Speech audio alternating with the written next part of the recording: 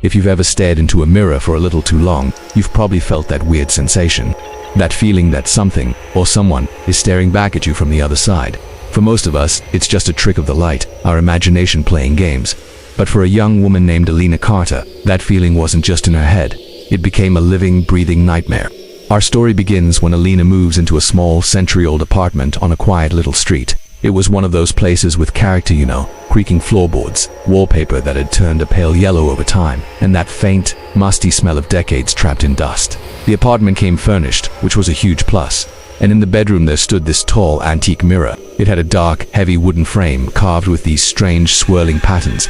At first, Elina just thought it was a cool, vintage piece, something that added to the apartment's charm. She had no idea what she had just welcomed into her life. The very first night, something felt off. She was jolted awake at exactly 3:11 a.m. It wasn't a nightmare that woke her or a noise from the street. It was more like a pull, a subtle tug on her consciousness, demanding her attention. Her eyes, heavy with sleep, drifted towards the mirror, and that's when she heard it. A whisper so faint and strained it was almost lost in the silence of the room. Like someone trying to speak through a thick wall of water, it whispered her name, Elina. She froze, her heart instantly pounding in her chest like a drum. She sat bolt upright in bed, eyes wide, staring at the dark reflection in the mirror, waiting. But the room fell completely silent again. Nothing. She tried to rationalize it.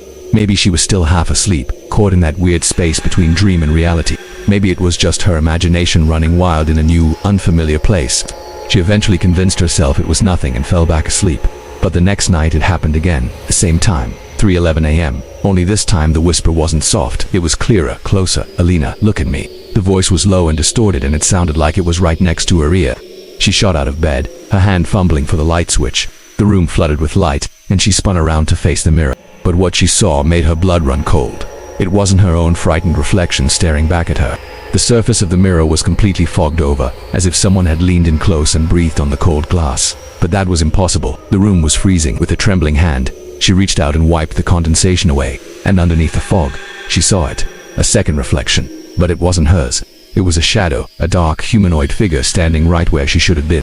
Its face was a blur, stretched and twisted, as if the mirror itself was struggling to contain its shape. Absolutely terrified, Elina knew she couldn't stay in that room. The next day, she cornered her landlord and asked him about the mirror. Where did it come from? The landlord hesitated, shifting uncomfortably. Finally, he admitted, it belonged to the previous tenant. She didn't stay long. He explained that the woman had moved out in a huge hurry, leaving most of her belongings behind, including that mirror. But when Elina pressed him for more details, why she left, what happened, he clammed up, refusing to say another word. So, Elina started digging herself. She was scared, but she was also determined to find answers. Her research led her to discover that the mirror was over 100 years old. It originally came from a now abandoned mansion on the outskirts of town, a place that once belonged to the infamous Davenport family. The Davenports were notorious for their obsession with the occult seances and trying to communicate with the other side. Local legend said that this very mirror was their prized possession, used in their dark rituals to open a path for spirits to cross over.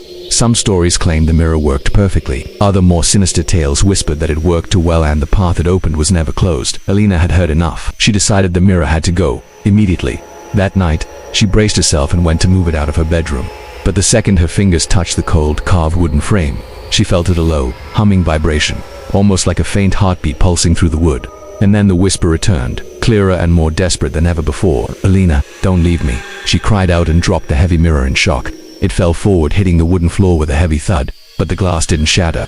It didn't even crack. Instead, the entire surface rippled, like the surface of a pond after a stone is thrown in. And from the other side, from inside the glass, a dark, slender hand pressed against the surface, pushing outward, straining against its glassy prison. That was it, she screamed, a raw, primal sound of pure terror, and ran out of the apartment without looking back.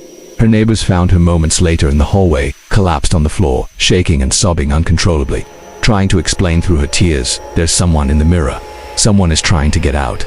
The next morning, Elina returned, but not alone. She brought her landlord and 2 maintenance workers with her. She needed witnesses. She needed help. But when they all stepped into the bedroom, the mirror was standing perfectly upright against the wall, just as she'd left it. There were no ripples, no fog, no signs of anything strange at all. It looked like a normal, antique mirror, but as the workers prepared to move it, they both stopped. They exchanged nervous glances. All 3 men, the landlord and the 2 workers, said they felt it the moment they entered the room. A heavy, oppressive feeling of being watched. They refused to touch it. The landlord, now visibly spooked himself, finally promised he'd hire specialists to have it removed the next day, but that meant Elina had to spend one last night there. That night, the voice returned for the final time, but it wasn't calling her name anymore. This time it was a command, whispered over and over, "Let me in." The voice grew deeper, angrier, more demanding with each repetition. It started to feel less like a whisper and more like a pounding, a rhythmic, hateful pulse coming from inside the glass, shaking the very air in the room. She didn't wait to see what would happen next. She fled the apartment and never went back. The next day, the landlord and the removal team opened the apartment to finally get rid of the mirror. But when they entered the bedroom, it was gone, vanished. The only thing left was a clean, dust-free outline on the floor where the mirror had stood for who knows how long. It had been moved, but no one had entered the apartment. The door was locked, the windows were sealed. To this day, the mirror has never been found. But the story doesn't end there. If you look in the right corners of the internet, on obscure forums and late-night chat rooms, you'll find people from different towns, different cities, even different countries, all reporting the same terrifying experience. They hear a voice whispering from their mirrors late at night, and it always whispers the same two chilling words: "Let me in." Thanks for watching. Don't forget to like and subscribe for more strange stories.